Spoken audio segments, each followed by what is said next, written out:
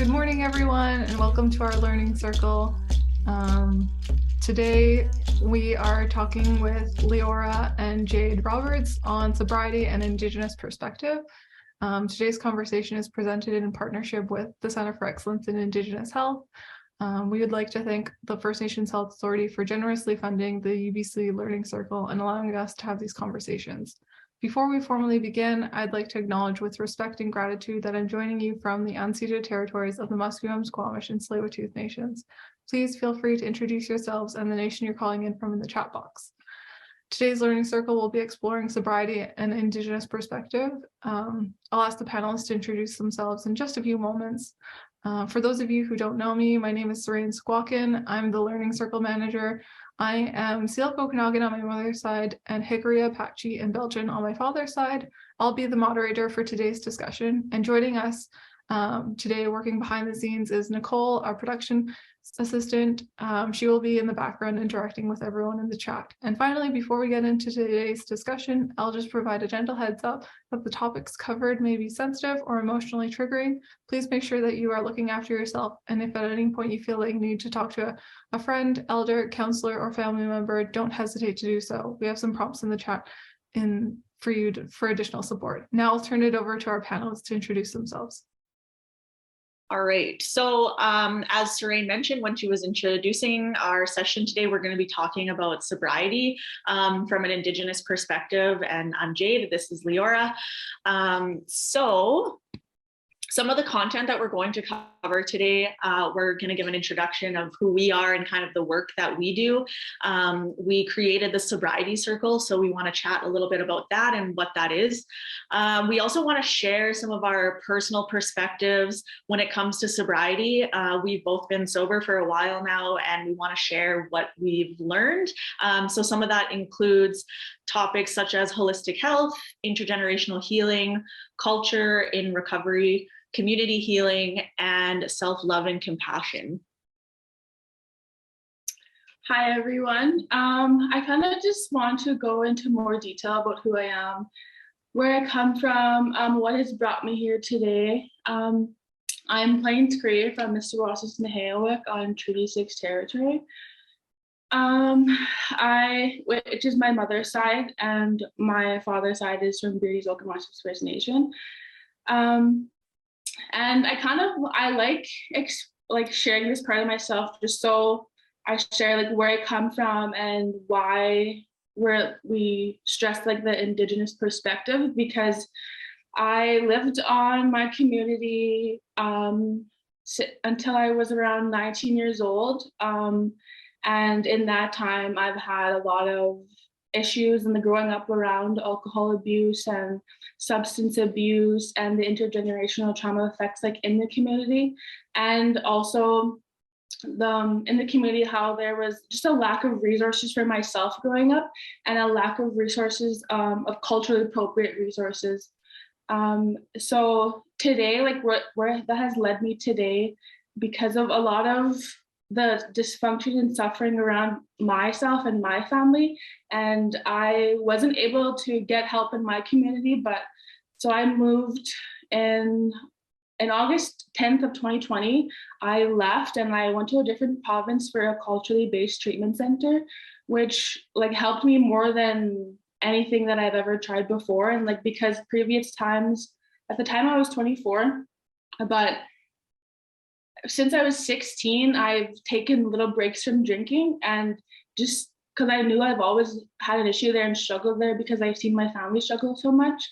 So it wasn't until I was 24 that I did reach out for the help. And the thing that motivated me to reach out for the help is I wanted to better myself, but I wanted to help my family around me, because there was a lot of struggle and there was a lot of hurt and pain still there that nobody was really doing anything to help us with. And I knew, for whatever reason, I've always just had this feeling that if I was going to get to a point in my life where I've dealt with all the hurt and all the trauma that I've been through as a little kid, that doing that, it would be in a culturally based setting. It would be going back to ceremony. Although I did not grow up with it, for some reason, that's what I knew I needed. So that has led me here today. I am a little over 2 years sober, and currently I am a community support and outreach worker. Our program is an Indigenous-based program, and we have a culturally based sober living home, and then also our outreach program. We do a lot of connecting with elders for those who are homeless, and then a lot of smudging and just trying to look for ceremonies and way to help the people on the street from our worldview. And so that has what I've been doing for the last year. And just recently I've started my mental health and wellness program. So what that is here in Saskatchewan, initially it was a mental health and addictions program, and it was based out of Sask Polytech. But where I go now, they bought that program and they incorporated more Indigenous ways of healing and placed an importance on it. So that's why now the program is called the Mental Health and Wellness. So that's kind of just a little like where I'm at today, and like what has brought me here today, and what has brought me to want to join and start the podcast and start the Sobriety Circle with Jade, because I know there's a much need for the culturally based aspects of healing, and for people to talk about it and it to be more seen as in light and as important as other ways of healing from substance abuse and addictions. All right, so a little bit about me, Tansay Jade Roberts Vitsigas, and Mistihi Sagaigan Egwa Saskatoon Otsinia. So hello, my name is Jade. I am from La Ronge and Saskatoon. I'm from Lac La Ronge, that's where I grew up. That's my home territory. So I'm Woodland Cree. It's on Treaty 6 territory in a very small northern section of the province where I'm from, and that's where I grew up. That's my home territory, but I've been in Saskatoon for about 10 years now.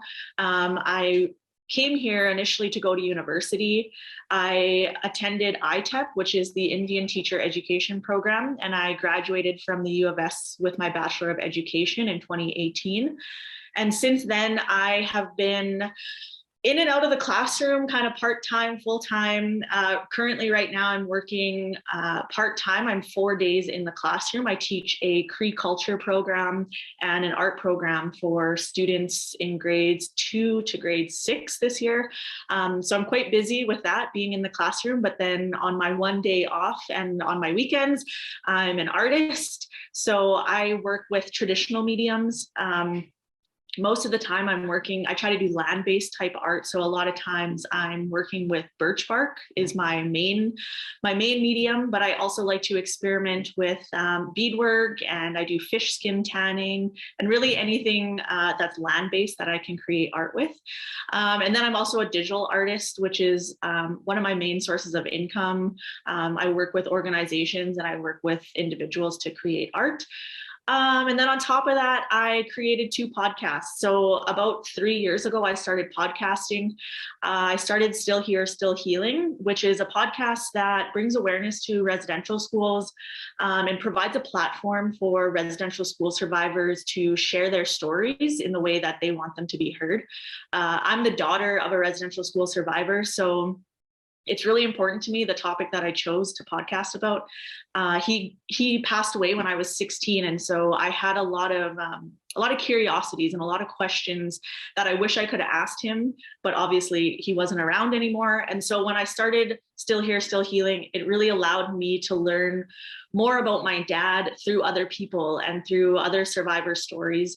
So starting that podcast was really important to me, and it actually led me into starting the Sobriety Circle with Leora. When I got sober, I've been sober, I think 15 months now, so just a little over a year. And when I was first getting sober, there wasn't very many resources that I was finding that were culturally relevant, or something that I can relate to as a young Indigenous woman, or even just a young person. There was a lot of I was finding a lot of stuff that was like UK based or US based and just didn't really suit me. And so I was searching for podcasts, as I do, because I'm a podcaster. I love to listen to them as well. I was searching for a podcast that would be about sobriety that might relate to me, and I wasn't finding much. So that's when I reached out to Leora, and we decided, hey, let's just make our own and talk about our own perspectives and our own experiences. And that's kind of how we linked up, and we're doing some work together now. So that's a little bit about me and my background and kind of where I'm coming from today as I speak to you. So getting into some of the content today, the first thing that I really wanted to touch on is intergenerational trauma. I think it's really important to kind of understand what this means and where we're coming from when we talk about addiction, because addiction is so linked to trauma. If we think about our childhood upbringings and how that has such an influence on how we live in our adult lives. And I know intergenerational trauma is such like it's such a buzzword or like a buzz phrase that we've been using a lot, especially when we're talking about Indigenous people, but I'm not sure people are quite understanding what that really means. And so I like to talk about it, and I like to learn about it. And I just want to share a little bit with you guys what I've learned about intergenerational trauma. And so the way that I describe it, and the way that most people know it as, is it's trauma that's passed down from generation to generation. And, you know, it can show up in various ways. And it's different for all people how it will show up. And I just also want to mention that intergenerational trauma is it's not just specific to Indigenous people. Anyone can experience this type of trauma. However, when we are speaking about Indigenous people, it's important for us to realize that we as a people and as a group have experienced a collective trauma. When we think about residential schools, when we think about colonization, we experience that together at the same time. And so it only makes sense that if there's a large group of people experiencing such a trauma together, that later on down the line, we're going to have a large group of people experiencing the trauma from the effects of that. So I guess looking at trauma through that lens of like, we are a group of people experiencing the same thing. And so for Indigenous people, a lot of times we are seeing this large group of people, including myself, and I'm sure Leora too, experiencing the trauma of, you know, having identity issues, being struggling with addictions, having high suicide rates in our communities and high incarceration rates among Indigenous people. There's lots of us that struggle with mental health and our romantic relationships. So it only makes sense why we see such a large group of Indigenous people experiencing the effects from those cycles that happened before our time. So the residential schools and colonization. And it's also passed on unknowingly. And I think some people don't recognize that it is passed on unknowingly, because it also gets written in our DNA, and it's something that's passed on through genetics. So something that my great grandmother may have experienced, and I maybe even never met her, but that DNA may have been written already, and I was just born into this. So it was passed on to me unknowingly. So I guess just being aware of that and knowing that it's our responsibility to be aware of that and to start working towards healing. And so intergenerational healing to me is, again, I feel like me and Leora are part of that intergenerational healing when there's a group of us or a person who decides to break those cycles and start doing healing work in our family lines and in our communities. And so part of that for us is breaking that cycle of addiction. And I feel like we are, as Indigenous people, you know, we have this story of trauma, but that's not all that we are. And especially nowadays, like we are moving forward and onto this path of healing. And there's so many of us that are, you know, breaking these cycles and working towards thinking about our next 7 generations, right? That's what we're taught, is that we do things for the next 7 generations. We think about those generations and hoping that we can provide healing further on for our own kids and our grandkids. Yeah. And I think like just adding to the breaking the cycles and doing healing work, that a lot of our people are still so deeply affected and lost because they don't have the resources and the appropriate programs to help them. And so when I think, like Jade's comment about, us being the ones to break the cycle and, being sober today, although I still had to deal with a lot of like alcoholism and like abuse in my home and like effects from that, I was lucky enough that my cookum, she ended up getting sober when she was in her 30s and ended up going back to school and getting her education.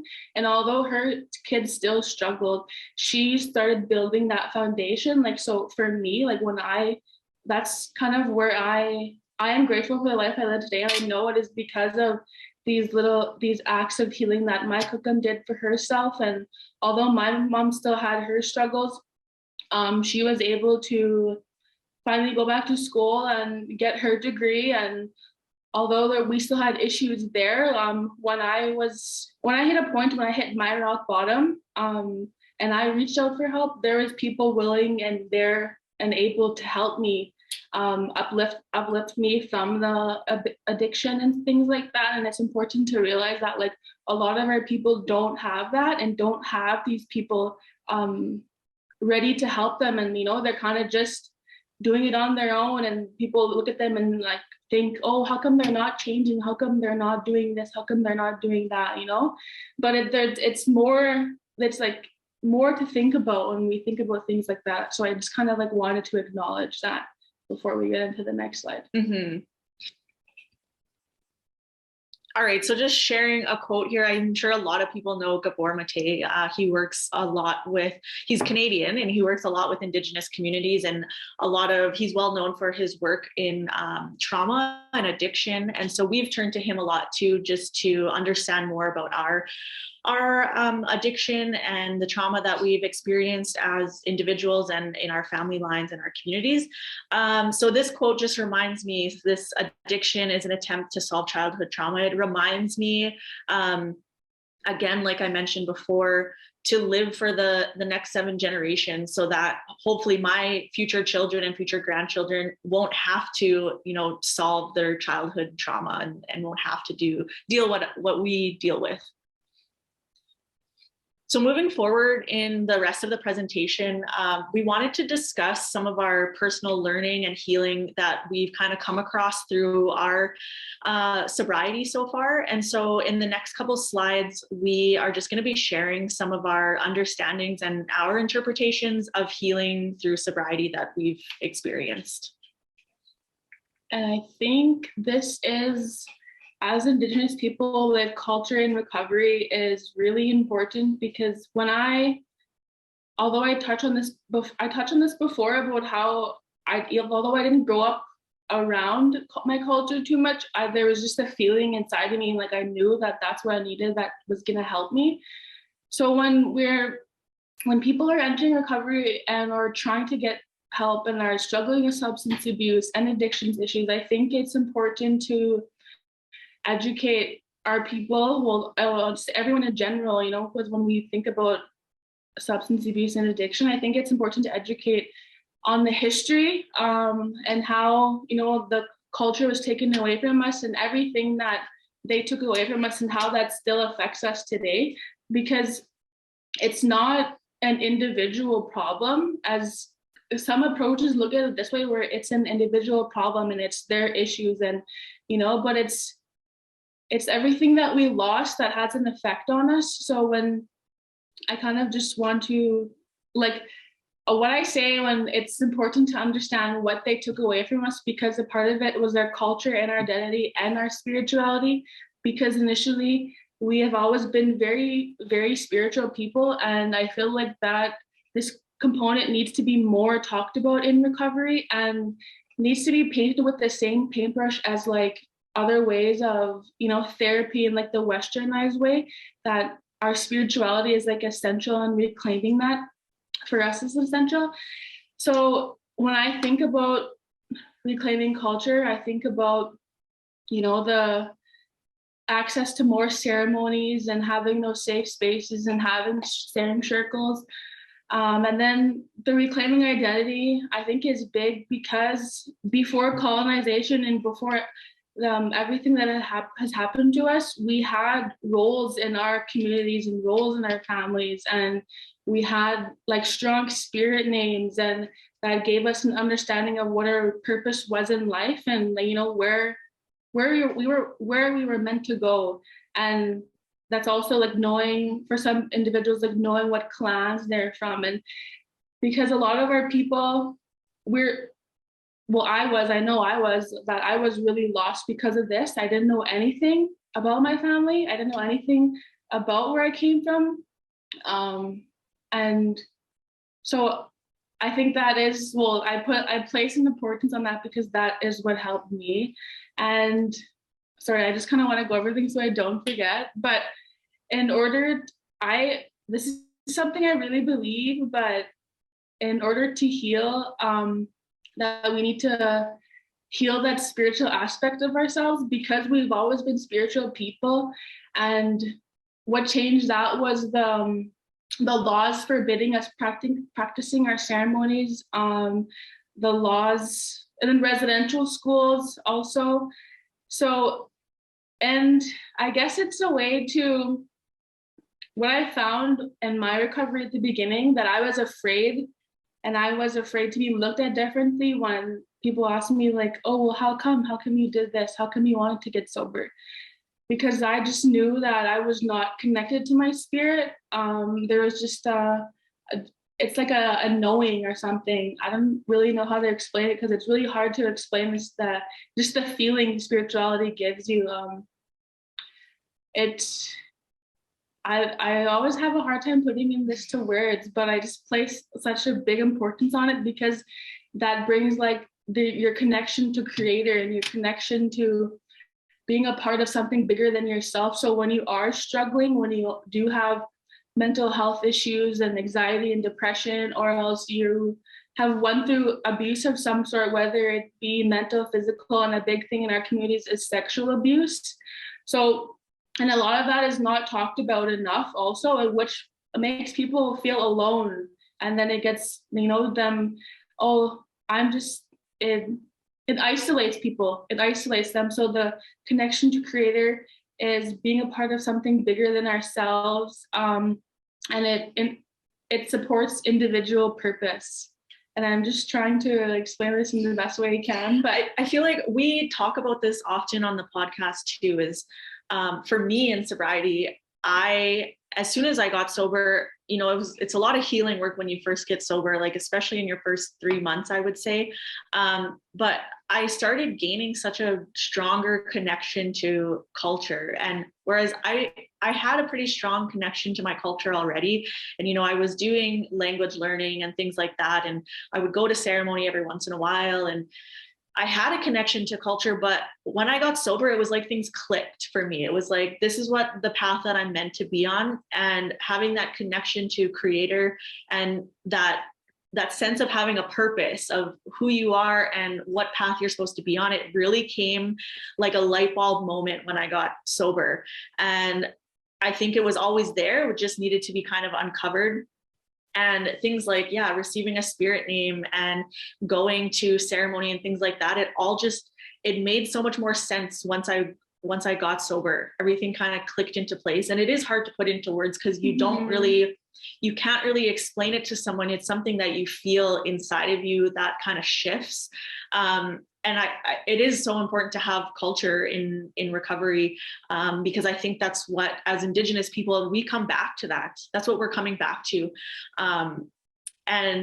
Again, Gabor Mate, someone that I always turn to and listen to, he uses that word recovery as, you know, we are uncovering something in ourselves. And that's how I feel about my sobriety. Is in recovery, I am uncovering something in myself, and that was my higher purpose, my connection to creator, my connection to culture and my language, and that just making so much more sense to me now. Yeah, like restoring the balance. Yeah, restoring the balance and well-being.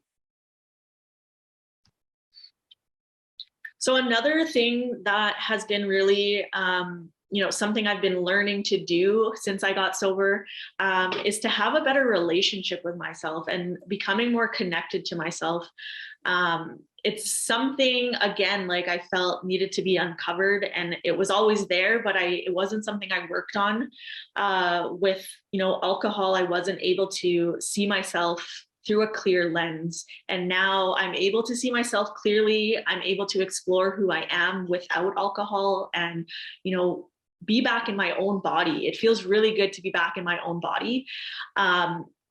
Having that self-love and self-compassion for myself that I never had before. Because if you think about it, when we are drinking or doing drugs, we are poisoning ourselves, and that's not showing yourself, your body, your spirit. It's not showing you your self-love. It's not showing yourself compassion. And so with getting sober, I feel like that in itself is an act of love and compassion. And it's something that I've just been able to continue working on. Being sober is working on that love for myself and that relationship with myself. It also allows me to be more self-reflective. And so I'm able to look at, the downsides of myself, but I'm also able to look at my strengths and be able to reflect on those two things and actively work towards bettering myself. I also think that by being able to be more self-reflective, it helps my relationship with myself, but it also helps my relationship with my friends and my family and my community, which is so, so important to me. Having connection to self also allows me to be more aware. So having awareness of how my own trauma has manifested into anxiety and into alcohol abuse and things like that. So getting sober really, it's such a learning experience. Yeah. Like, you are healing, and you have to be aware and reflect on the things that the harms that you may have caused people. Like, I know I wasn't the greatest person when I was drinking, and I probably did cause harm to a lot of people that I loved. And so being able to be self-aware of those things, to self-reflect on those things, and actively work towards being a better person, a better relative for the people around me is important, as well as being more present. So having this better connection to myself and being more present in my body allows me just to be more present with other people. I feel when I have this presence, when I have this connection to self, that I'm able just to enjoy my life so much more than I would have ever been able to while drinking. Mm-hmm. And then when we say I can explore who I am without alcohol, I think for me, it is I can be who I was meant to be without alcohol, because when we as Indigenous people, we've always lived in harmony and balance, and have this belief that we respect ourselves and respect others and respect all living beings. And when I was drinking, that was really hard to do. And when you're under the influence of alcohol and drugs, you're not yourself. And the actions I took when I was under the influence, I remember the days that I would be so mad and sad the next day and be so embarrassed and ashamed of myself. Why would I do that to somebody? Why would I say that to somebody? How can I hurt somebody like this? Because growing up, I always, before my chaplain passed away, I know it's something he always said, where what you give out to the world, you get back. And even though throughout my addiction, I've carried that with me, and I've believed that. So I had a lot of shame and guilt for the way I was treating others around me. And so now, without alcohol, in these last 2 years, I can actively work towards not being just better for myself and better to my own mind, body, and spirit, but to those around me, and live the way that I was meant to live. Mm-hmm. Mm-hmm. The other thing too, I forgot to mention was having a disconnect from yourself. Well, the way it kind of manifested for me, and I think this is similar for other people too. I used to think this was really weird for me to have these thoughts, but when I was in addiction and growing up, I was not able to see myself in a future. I wasn't able to think far down the line. I wasn't able to see myself going to university. I never saw myself owning my own home or being in a healthy relationship. Like, I was just kind of living with what's in front of me, like surviving each day. And when you have that disconnect from yourself, it is hard to see in the future. You can't have, these big hopes and dreams because you don't know what your next day is going to be. And so learning to have that connection with myself and becoming sober has helped me like have these like grand dreams and goals, and I can actually see myself like fulfilling those things in the future. Yeah, and I guess like going back to like because it was the same thing for me growing up. I never really like had, oh, I want to go to university, oh, I want to do this. Like when I was in high school, it was kind of just when you're an Indigenous person and you're living in these communities and there's so many things happening around you and like so like all the hurt and the poverty and the dysfunction, you don't really, it's like the hope for the future is hard to have because you're just like trying to survive to the next day. So that's also something that, that reminded me of, and that what has changed now, that it took me like a while and a long time, and it took me like getting sober and being 26 years old to finally have hope for myself and see myself living like in a better way, in a beautiful life. And I believe now that I'm capable of, finishing, going to get my degree, buying a home and things like that, where it was just never a thought in my mind when I was younger. I think that's also part of like self-love, right? Is we are giving love back to ourselves. We are giving hope back to ourselves. And that allows us to see further into the future. So another thing that we have really been discussing and talking about since getting sober too is really valuing our holistic health. And I know like the medicine wheel is, something we see often. And when we talk about Indigenous people, it's very like pan-Indigenous. We talk about the medicine wheel a lot, but it really is such a helpful tool and such a helpful visual for myself. And the reason why I say that is because I think about the interconnectedness and how our people view the land and how we view our world and how everything has connection. Everything is related to one another. And so if you look at nature, we can easily see, like, this is fact. We all know that the plants, the animals, the water, they are all connected in some way. And if you take one of those things away, then everything else is going to suffer. So we know that. We easily can see that, and we know that to be true.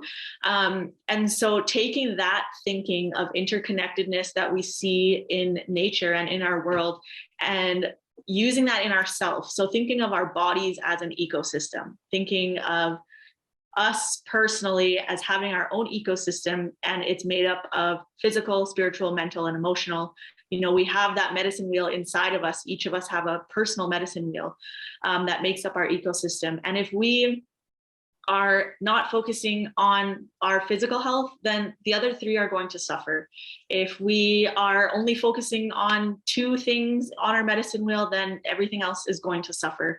And so just thinking of ourselves in that way that we think about the earth and how things are connected in nature is really important to me. So trying to create that balance.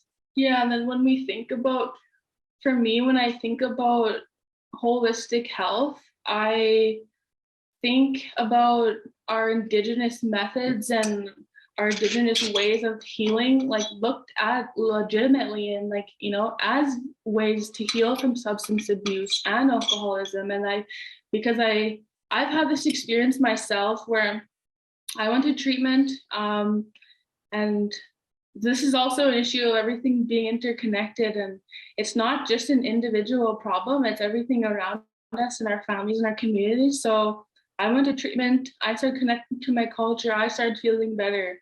I moved back to my reserve. There was like nothing. I didn't have any resources. I didn't really have anything to continuously keep that going. So I went a couple of months without doing anything, about 3 months, and things got really hard and to stay sober, and things got tough. So I reached out to I didn't really have anyone or know anyone. I just searched up and I reached out to a therapist, and she was a non-Indigenous therapist, but I didn't really understand much yet. And so going to see her, I felt like misunderstood or something. Like she didn't understand like how she didn't understand like my family, or she didn't understand the things going on in my community. She would tell me things like, you just have to be mindful, you just have to think positive. And it's like deeper than that for Indigenous people. But sometimes the westernized way of viewing it is, it's very different than how we view with everything as interconnected. And also I think about holistic health. That just brings me back to our spirituality and our connection to spirit and the way it helps us. And for a while, I stopped myself from sharing this with others, and because I didn't want to be looked at funny, or I didn't want to kind of like be laughed at like I was, so I didn't really share that. But that has been so beneficial for me, because when, I guess we all know, like when we go through trauma as a child, we have all these suppressed memories and suppressed emotions in our body. And I think when I hit around, I was like around 8 or 9 months sober, finally now I was like hitting these points where I felt so good and I was just feeling so much better. But around 8 or 9 months, I was like triggered. I was driving home from work one day, and a song played, and all of a sudden it just triggered something that I just realized that like throughout my childhood, like the reason why I was always so sad. I never knew this until I was like 8 or 9 months old, but the reason why I was so sad is because I was going through like a lot of sexual abuse in my home, and it was just repressed memories that I blocked out. And and I didn't know what to do, because nobody around me was openly talking about sexual abuse, and it was still happening all over my community. But it was just something that, it happens, and you kind of look and it's bad, but you don't say anything. So it kind of put me, when I was 8 or 9 months sober, it kind of isolated me even more, made me feel really alone. And the thing that was essential in helping me was, I went home that day and I just smudged, and I just asked for, it is weird explaining this to people because sometimes, we don't get believed, but I just asked for help and support through it. And I just continued to pray that way and heal that way. It was like through smudging, and, and that's not something that a lot of people understand, but it's something I stress and I like to talk about more, because a lot of young Indigenous people still are, I don't know if it's whether we were like afraid to be involved in the culture, or we're afraid to get made fun of, or we're just, because we've lost that spirituality, because it was obviously taken from us. And so I think reclaiming that, again, going back to reclaiming that spirituality, is a lot of holistic health, because there's a big belief in Indigenous culture that when your spirit is well, everything else in your life will be well. So that's like balancing the medicine wheel and the spiritual aspect. I really push and I play a big importance on for myself also. Mm-hmm. So like restoring that balance within ourselves. I think a lot of times we would use, or when you are using alcohol or substances, you are using them to fill a void, or to help yourself in areas that you lack. So if you're lacking self-confidence or self-love, we use substances to try to heal ourselves, but it gives us that fake sense of balance. We think, because for my own experience, when I was drinking, I was still really into the gym, and I loved taking care of my physical health, and I went to therapy, so I was taking care of my mental health, but it was giving me a fake sense of balance, because I was not working on those parts that, really needed the healing. And that's why I was still drinking. I was using that alcohol to fill the voids in the other areas that were my spiritual areas and my emotional areas, and trying to push it out and avoid it. And so it gave me that fake sense of like, well, I'm healthy, I go to the gym, I go to therapy, but it wasn't until I got sober that I really felt that like restorative balance within myself.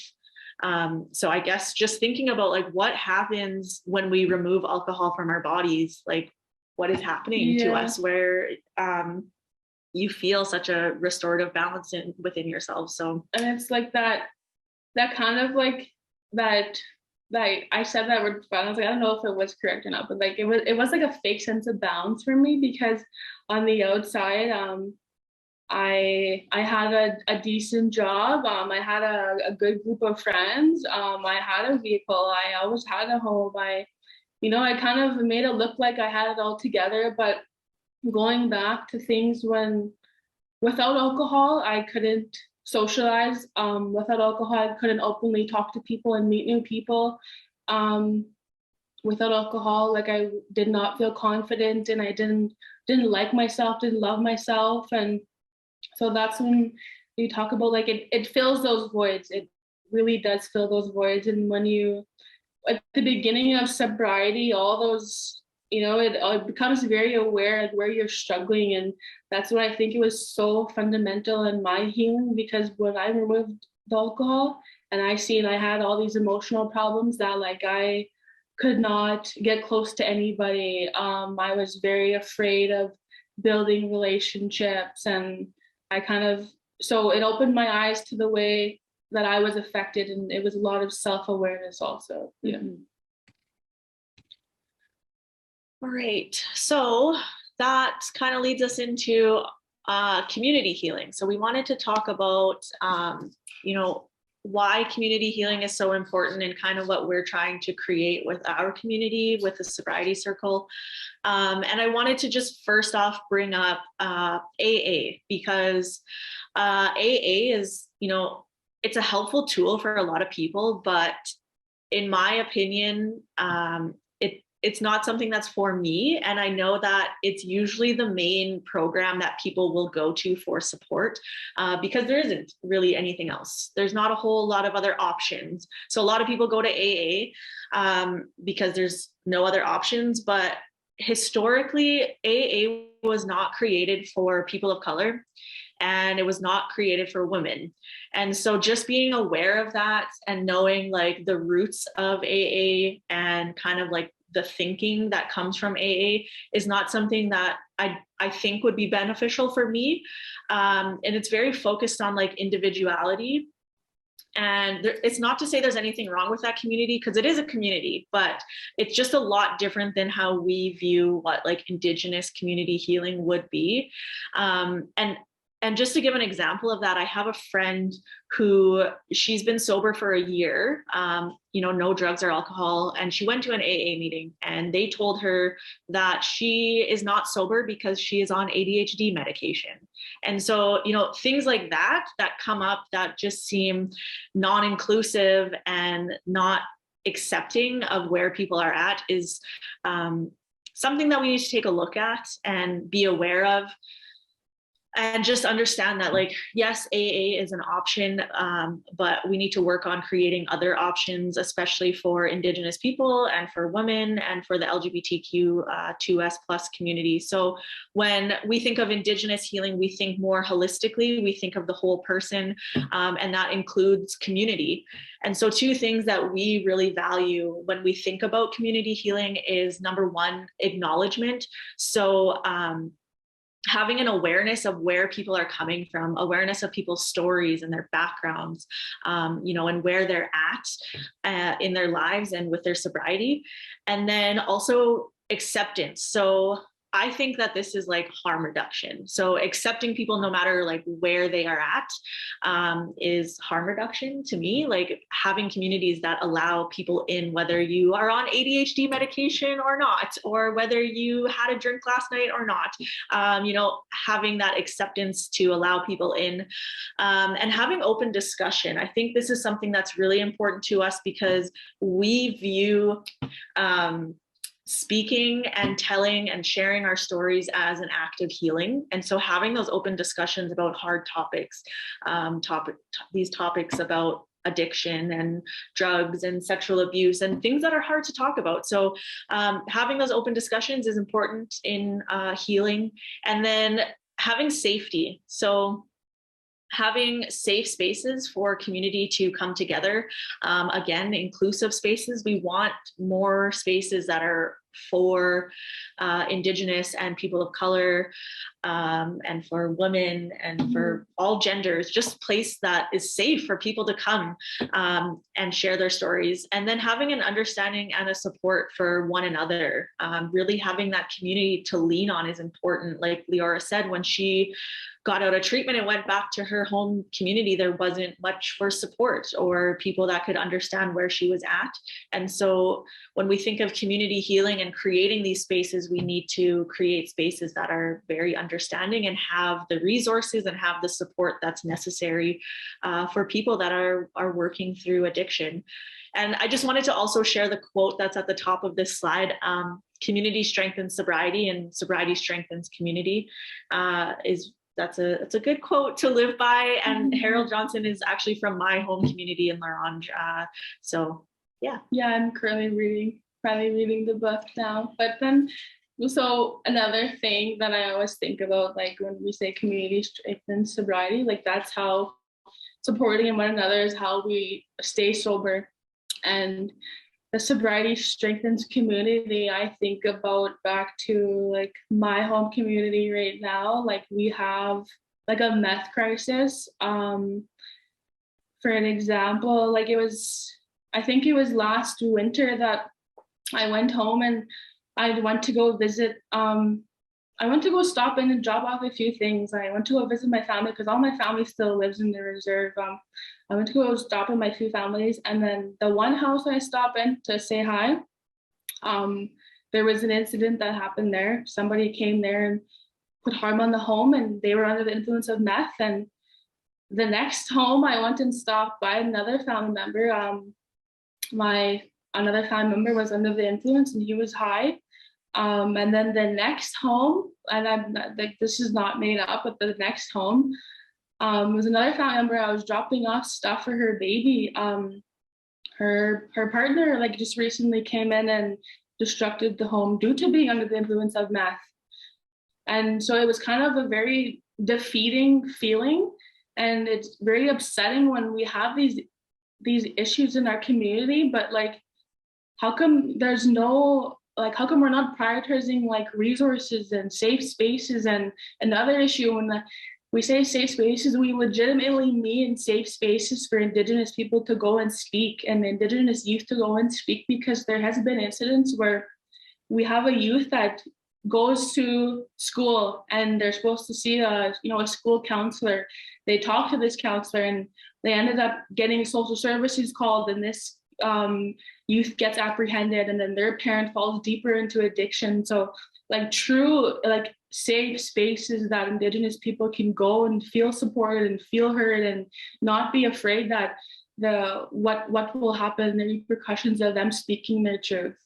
But that's what I think of when we think about safe spaces in community. And that is also like has been our hope, that like with our mission is like the acceptance is big also, because you don't have to reach out only if you've been sober for a few months. If you're like, if you're reaching out and you fall and you relapse, continue to reach out. Like we're not going to be like, oh, like, no, like you need to do this, or you can't be doing that, or you must not want it enough. Like, no, it's like accepting and meeting people where they're at. Mm-hmm. That's what will bring the community healing. Mm-hmm. So kind of just to end off today, I guess we wanted to talk about the Sobriety Circle. So this is our little project. I wouldn't say little, we're growing. We are working on the Sobriety Circle. Do you want to chat about? Oh, yeah. So, okay. So initially, like Jade said at the beginning, it was the same thing for me when I got out of treatment. I looked for podcasts, I looked for Instagram pages, like because as young people, we're on social media, right? And I had a lot of, it was like shame or kind of embarrassment that I was 24 years old, I was so young, and that I had this problem with drugs and alcohol and I needed to quit it.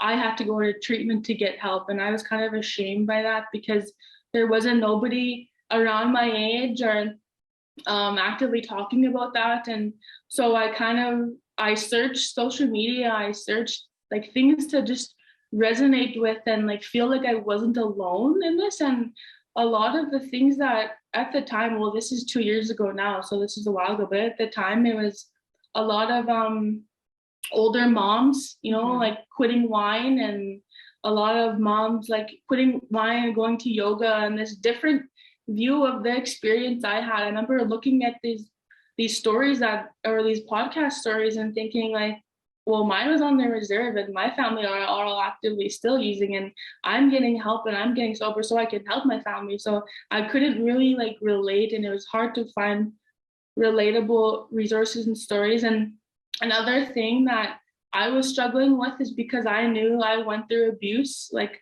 I had an idea, even though I didn't remember, in the back of my head when I got sober, I had an idea that I went through sexual abuse and a lot of different abuse. So I would search out and I would look for stories of other people, speaking about it. And I found some Indigenous stories and I found some Indigenous people who had really helped me. And so I think it was starting the podcast, was a good way to build the resources, because people are able to, if they're still carrying the shame, if they're still not sharing and talking about it, like they can be alone in their vehicle in the comfort of their own homes and like hear us sharing our experiences and the things we went through, and like makes people feel less alone. And that's what leads to addiction. It is the isolation. So that was kind of a big part of why the sobriety circle. And initially it was a podcast, and we kind of had a lot of people, message us or reach out to us. And so then Jay came up with this idea that, we should start a community. And I was still very new in my sobriety, and I had trouble like believing in myself still. So I was kind of like, what? Like I was kind of nervous. But now that we have started it, yeah, we've, have a lot of people like reaching out and, just talking and coming from like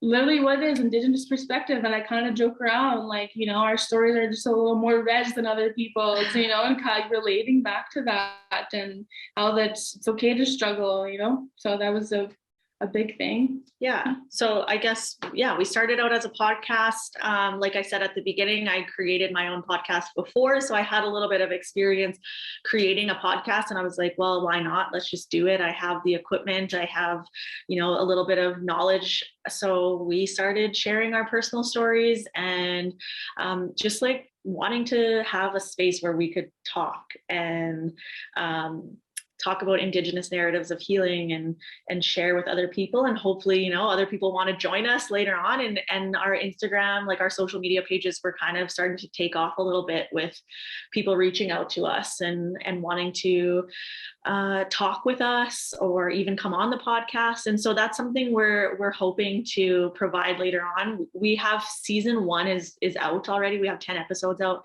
We're just starting to plan season 2, and we're hoping to bring in more community members that want to share their stories and be on the podcast, whether they're anonymous or not. We want to have just more people join us and talk and share and provide spaces for support. I think one thing that we really want to work toward too is having more in-person and online support. So this summer we tried our very first like in-person meetup, and we're in Saskatoon. So we're in like a small city.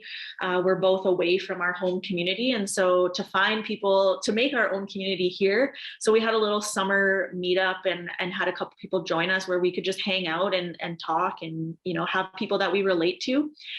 We also, which is kind of cool for us, we worked with a brewing company here in Saskatoon to create a non-alcoholic beer. So that's a really cool thing for us that we did with the Sobriety Circle, because another thing we want is just to, when you're going out with friends, to have an option to have something non-alcoholic. And so that was really important to us. And we want to move forward with maybe expanding on that in the future. And we also just created a digital journal, which you can buy on our shop, on our website. It's like a little shop that we have. And it's just a digital journal that you can work through if you are, curious about sobriety or going through sobriety. And yeah, just providing more resources and creating things that people want to use with us. So with that, that's kind of the end of our little presentation. So Kananaskomatin, we're grateful to all of you for joining us and listening to us today, hearing our stories. You can follow us. We are on TikTok. We are on Facebook and Instagram at the Sobriety Circle. You can also listen to our podcast on any platform where you get podcasts. Mostly, I think most people listen on Apple or Spotify. But yeah, thank you. Yeah, thank you. Thank you so much. That was really great and very heartfelt. I really got to see from your perspective of how you guys got started, and sharing your personal stories really made it hit home. And we have a few questions here. I'm just going to pull them up. We have one saying, what was some of the barriers you found, like with friends, old hangouts, GDing, family, judgment, criticism from being sober? Like, what were your barriers? Lots. Yeah. Man, I think being so young, I shied away from even answering questions, because at the beginning of my sobriety, people would ask me, old friends and family members, oh, did you quit forever? Are you done forever? You're so young. How come you just don't have a few here and there? And I didn't have my voice yet, so I didn't answer. And I'd be like, oh, I don't know, maybe just for a little bit. Yeah. But deep down, I knew that I was, didn't ever see alcohol or drugs again in my life. And that was kind of a goal of mine. So I think being able to truthfully speak and having supportive people like my age, like really understand, was hard. I think, that was something that's hard too, is like being the only friend in the friend group that doesn't drink, and still wanting to like have a social life. Like I still wanted to go out with my friends and like get dressed up and go out like we usually would, but I'm just not drinking. And that was a different experience for me, and also a different experience for my friends, because they had to learn how to like be around me as a sober person and not a drunk person. But yeah, that's one of the barriers for sure, was like friends, navigating like friend groups when you're the only sober person. My family though was very supportive. I think I was maybe the last person in my immediate family to get sober. Everyone else was except me. So I think in another, like I said, another big barrier for me was not having access to the culture, and being afraid to, because everyone knew me a certain way and already had this view of who I was and the person I was, that it was hard to come home and be like, no, like I want to go to ceremony, I want to do these things, and I want to smudge.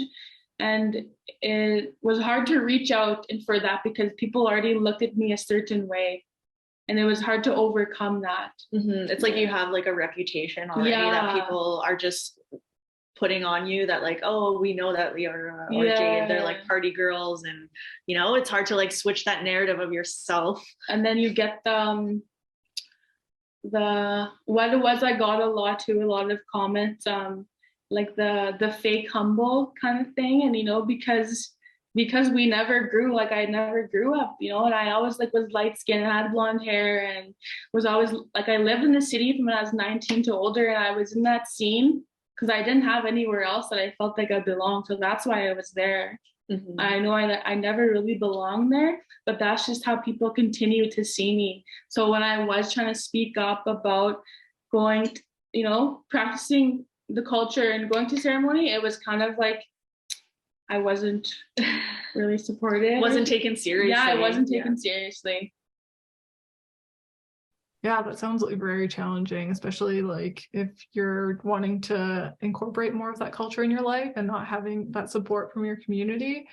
That would be really challenging, and like having people kind of paint a picture of who you are and keeping you in that same picture, even though we grow and adapt and we change as people. Like that's challenging. I think that's really great what you guys were saying, and we have a few more questions here. Sure. And any thoughts on Wellbriety? I'm not too sure what Wellbriety is, but yeah, I love Wellbriety. I haven't really had any experiences with Wellbriety, but I know, yeah, Leora has mentioned it to me too. Do you Because wanna... when I was in treatment, they did it was the 12 steps and the other half was the culturally based programs. And the beginning, the step 1 and 2 of the 12 steps, because it's all sharing and letting it all to, and being honest, that really helped me. But the thing was that I still had a lot of like hurt and anger towards what happened to my family from the church, that I was very afraid, and I was very like kind of closed off to the 12 steps for that reason, because all I remember hearing was like a higher power. I didn't really understand anything about it, so I didn't go that route for that reason, because I wasn't there yet.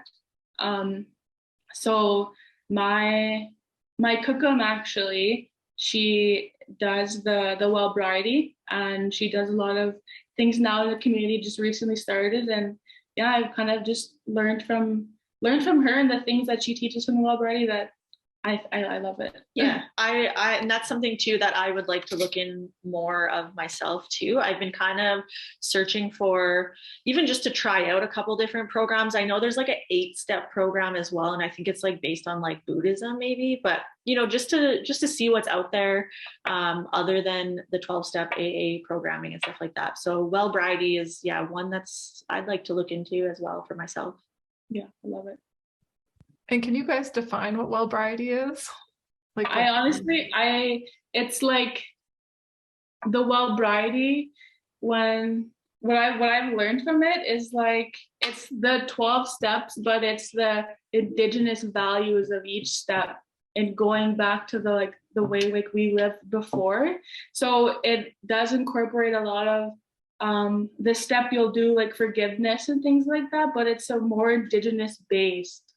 And it's like a book, right? Yeah, and it has like with the term creator instead, and it's like the indigenized version of the 12 steps.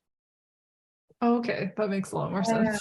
Yeah. Sorry, I just assumed that. I thought it was another podcast. Oh no. It's a whole program. It's actually really good if people that's something I would suggest people reach out to. Yeah. Okay, cool. And we still have a few other questions here. Have you ever brought your presentation stories into communities yet to share in person, or is everything you do through technology, online podcasts, etc.? Good question. We haven't yet. We haven't yet. Everything is through the podcast right now and through like social media. We did have one in-person meetup here in Saskatoon, like I said, but our hope is to go into community. Like I want to go back home in La Ronge up north.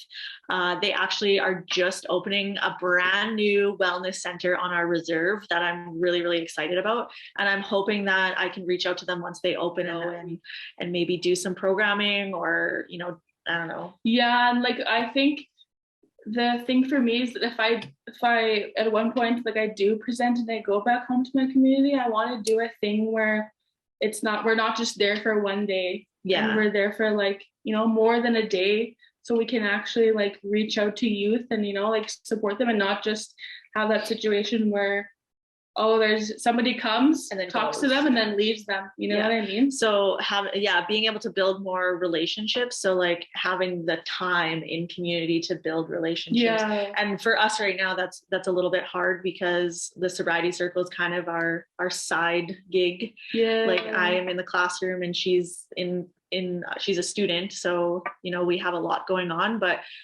yeah, eventually we hope to do that. Yeah, it's hard to do multiple things at once when you're still trying to pursue your other side of your life, and I can definitely tell that. And that'd be really cool to have more of these interactions in community. I think it would be much appreciated, especially like any of the Indigenous youth and stuff that are going through sobriety by themselves. I think just hearing your story would really enlighten them. We have a few more questions here. What about when you live in your rural communities and there is no access to culturally based treatment centers? How can youth come together, maybe with community members, to start the discussion? I think it was like, how can the youth come together to start the discussion? I think that is something that I like, the way I would approach that is, just to voice that, there is an issue and there is a problem. And, a small thing of approaching an elder properly, giving them, tobacco or whatever you need to do, and like having a circle, you know what I mean? A safe space like for youth, and just kind of building it that way, because it is hard to build a lot of programs without the money, without the funding. You know what I mean? So little steps like that. The other thing too is when I think of like rural communities or isolated communities, it's hard to create programming like that when we have adults that are actively in addiction, or adults who, like, we don't have those role models. Yeah. Who are the role models that are there for the youth, that should be setting an example for the youth, that have more power of creating those types of programs for youth. We need more leaders that are sober, that can actively work towards creating programming in smaller communities, because like a lot of times we're always like, yeah, the youth, we need to be like providing for the youth, but it's like, I don't know, I feel like we often leave the responsibility on the youth to be like doing the work themselves, but we need adults who are, good role models and providing for them. And we need, like, the thing that I look at is, because we can only reach so much people, but because I think about the Indigenous men in our communities that are struggling, and the youth, and the male youth also, it would be hard. So I think that what is essential for that is to have leaders that are speaking up and being honest and saying, this was an issue for me too. Alcohol and drugs were an issue for me too. And speaking on sobriety and kind of like showing and like leading the way, because there's so many youth struggling in all our communities, and especially rural communities. That's tough. Yeah. And I even think about, so obviously I can only come from the perspective like from here in Saskatchewan, but I think about like our Indigenous leaders who are, they have the power to work towards creating programming in communities, and they're not sober themselves. Like, so it's not something that's like important to them or something that they really see of value. And so, yeah, I just think we need some better role models. I don't know how else to put it. It's unfortunate that a lot of like our people are struggling with addiction, and even the people who are in leadership roles are struggling with addiction too. Yeah, it's kind of needing that community, like what you were saying, to help heal each other. And I know it'd be really hard to be a youth when you don't have like a mentor to help guide you and whatnot. So I hear what you guys are saying, and it's really powerful. I think it's a message not only to the youth, but to the older generations to step up. And And then we have this next question. What do you do to help with the trigger, and what do you do with your time? What do I do to help triggers? For me, I don't know what it is about me, but for me, it's a lot of when I'm feeling overwhelmed and I'm feeling stressed, that's what kind of triggers me to want to use. So I have like a little safe space for myself where I can just be alone and praying. Praying is like what has saved me so many times from relapsing. Yeah, I don't think like I have had a whole lot with like feeling like I'm ever going to relapse. I've been pretty like strong, but I'm also aware that like that time can come for me. And there has been like small moments where I feel like, oh, there's a trigger, and I'm like, or I'm out with a bunch of friends and I'm like, damn, I really wish I could just have a drink with you guys too. But like, but I've been pretty strong in my sobriety so far. I do struggle a lot with my mental health though. So like anxiety, depression, things like that. And so when I'm experiencing those feelings, or struggling with my mental health, it's really important for me to get back to culture. So usually I'll reach out to the elder that I'm close with, and go to ceremony with him. Or sometimes I'll just smudge by myself at home, or meditate at home by myself. What else has been helpful for me? Like thinking about, because in the moment all you're thinking about is using, and like, oh, I just feel this way, like I just want to use, and like there's everyone around me is doing it and things like that. But what grounds me is I kind of look, it's like I just have this like peripheral or something, I don't know how to explain it, but I just look straight and I just think about, remember why I'm doing it, like remember, because I'm doing it for myself but for my family, and like so my future can be better. So just having that focus on the bigger picture of why I'm doing this is what helps ground. Yeah, that's true too. Looking at the bigger picture. Yeah, I think something that's been huge for me over the past year was definitely ceremony. And like, I give a lot of thanks to the two elders that I'm really close with. Like, I feel like they saved my life at some moments, especially not just with like my addiction, but because I struggle so much with mental health. And I was having a really rough time when I first got sober with my mental health, like suicidal ideation and things like that, and like in the hospital and stuff. And so being able to have those elders that were there to support me during that time was like, I'll never forget that, the support that they gave me. Yeah, they've been really helpful. But also, like I said, I'm an artist too. So once I got sober, I really tapped into a lot of my creativity. And I've always been a creative person, but I feel like once I got sober, I was able to spend a lot more time creating. I had a lot more ideas flowing to me that, needed to come out, and was able to come out in a creative way. And so I always say that art also saved my life. But yeah. That's cool. It's great to hear different examples of how to get out of those triggers and other ways to help cope with the feeling of addiction and wanting to use and whatnot. And I think we have one last question here.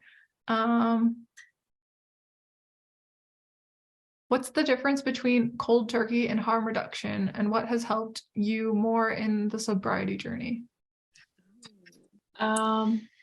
So cold turkey was like quitting, I feel like that's what I did. Yeah. But for a long time I struggled with, like, I wanted to get sober but couldn't, and I was always so hard on myself. Like if I took, like, I don't know, a week off of drinking and then all of a sudden I was back to drinking, I would be so hard on myself. And I think that's like not a good way to go about it. That's not a good way to treat yourself. I think harm reduction is realizing, like, okay, you have this desire to, try and quit, and you should commend those efforts. I also, like, we were talking about this earlier. There's quite a bit in Saskatoon. There's a lot of talk around harm reduction, and there's actually some really good programs here that are underfunded. But there are some people that we want to bring on the podcast next season to really talk about harm reduction, because I think it's important in our communities. I wouldn't say that I have a whole lot of knowledge on harm reduction when it comes to, like, the type of harm reduction that's happening here, because I think it's a lot of like intravenous drug users that access those supports. And it's I didn't go that approach myself, although it was alcohol for me, but at the end it was like substance abuse, like it was drugs for me. I did the cold turkey method, but I was in treatment, so I understand how I had so much support in that. Mm-hmm. That's why I succeeded in that. But where I work, we do like a lot of harm reduction approaches, and so that would be like methadone and Suboxone, and kind of just having safe injection sites and having those on like on standby with naloxone. You know what I mean? Because this way they're able to use in spaces that if they do OD, there's somebody there to bring them back, or there's somebody there to save their life. Mm-hmm. And I think it is also really important because you can't just after years and years of, because the people I work with are people on the streets, and after years and years of trauma and substance abuse, and just it's not realistic to be like, here, quit doing that right now after you have somebody using for the last 10-15 years. So that is where harm reduction is important, because it slowly progresses them to get off the substance that they're using it, but in a safe way where it doesn't put their bodies into shock. Mm-hmm. And that same goes with alcohol too. And even just like having those programs is showing support to those people. And we can't tell people to get sober. You can't plead with people who are addicted. You can't, give them ultimatums. You can't do anything to get them to be sober. I think the only thing we can do is provide the support, provide like the love and compassion to these people, and they will get sober when they are ready to get sober. Because I think that's how it was for me too. I would try, and my mom would like tell me that she wants me to get sober, but nothing she said was ever going to get me to be sober. It was something in myself that needed to click. And I think that's the same for everybody. It has to be your own decision and your own timing. And we just have to be supportive of everybody that's in that situation. Thank you for that. And we just got another question that came in. Just finding it here. So you both openly admit that you both had enablers when you were abusing, because why exactly? How in the world do you avoid or not know any enablers at all? So I'm not sure the question. I'll put it in the chat. Okay. I think we definitely had enablers, like our friends. Yeah. Our communities. Sorry, I'm just getting that to you. It's kind of worded weird. Okay. Oh, we don't admit that we had enablers. I think I did. Yeah, the way I look at that is I know that whenever I would lose a job because I wouldn't show up to work, or whenever I'd get in trouble and get suspended from work, I wouldn't be able to pay my bills. So I would have families that would come in and give me money. And I think that's how I continued to do that for so long. Like I was bad into my addiction, like my drug use, for like 5 years. And I ran into so many financial issues and financial problems where I was about to lose my car, I was about to lose my home, but I had the family that gave me money, and I guess that is, I was being enabled, and there was no chance for me to hit rock bottom where I had to change, so that cycle for me like continued, and I was. So, but that was also a lot. I think I was about from 18 to 24. Those were the years but I was also still like very much young, and my family still was very much taking care of me. And I can also see how that at one point I lost that. At one point I lost that help, and I lost that support, and I lost that financial support. So I think that is why I reached out for help.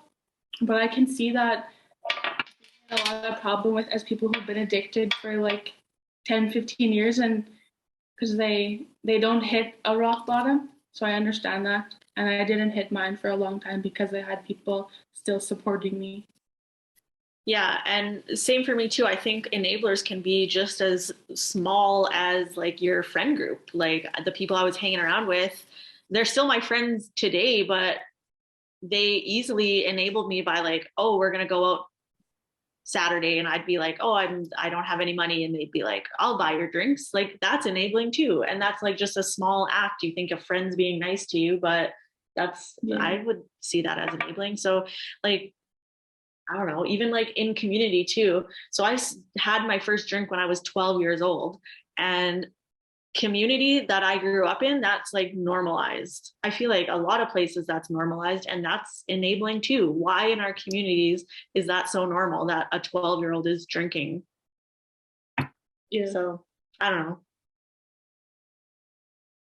Yeah, it's pretty complex and it's kind of hard to navigate, like and it's different for each person too, right? Like Yeah, yes, yeah, for sure. yeah, so it's hard to say like what an enabler is for you compared to someone else. And yeah. Yes, yeah. And that was our last question, so Sure. we'll close it up here. Just get Nicole to pull up our last slide for up and coming learning circles. So thank you to all our panelists and to everyone for joining us today. And thank you so much, Jade and Leora, for your amazing discussion. It was great to learn about how the Sobriety Circle started, how you guys got onto your path of sobriety, and what sort of things worked for you and your community, and creating community with your Sobriety Circle podcast, and just the support of each other and whatnot. Just before we end the webinar, we'd love to bring your attention to our up and coming webinars. We have Healing Happens Here, Decolonizing Primary Care Through Indigenous Land-Based Health Programs in Urban Spaces with Vancouver Aboriginal Health Society. That's on November 22nd. And then we have the Warrior Program Model, that's on November 29th. And then we have Empowering Indigenous Subject Matter Experts Through Research. That's December 6th. And sign up for our newsletter. The link will be in the chat. All the webinars are free to sign up for at our website at www.learningscircle.ubc.ca. And thank you for everyone for joining us today. We look forward to seeing everyone at our next Learning Circle. Lim Lip, thank you.